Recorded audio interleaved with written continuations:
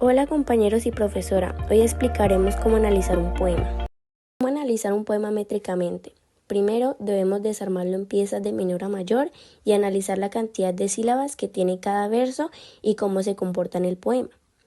Tipos de sílabas: fonológicas y métricas. Fonológicas expresan uno o más sonidos agrupados en uno solo de mayor sonoridad.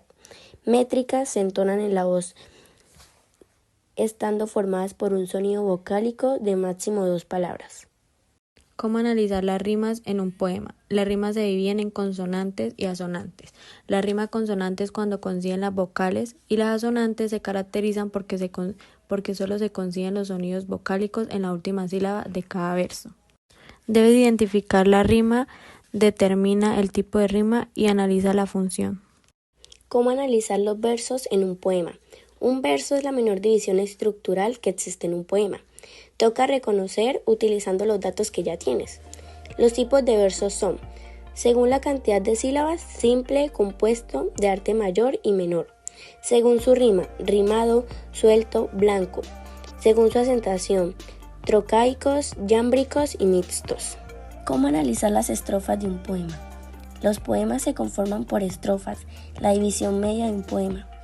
La forma más evidente de reconocer un poema se basa en la estructura separada por un espacio.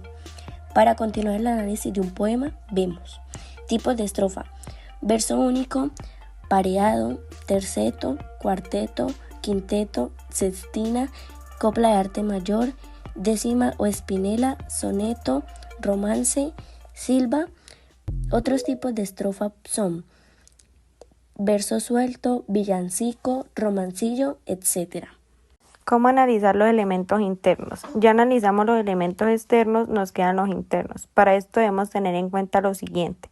Movimiento lírico expresa el contexto, escenario y pensamientos del poeta. Temple de ánimo es la actitud emocional que manifiesta el poeta. Objeto lírico se trata de la persona, entidad o circunstancia de los sentimientos en la voz poética. Hablante lírico consiste en la voz del poeta emitida por un narrador.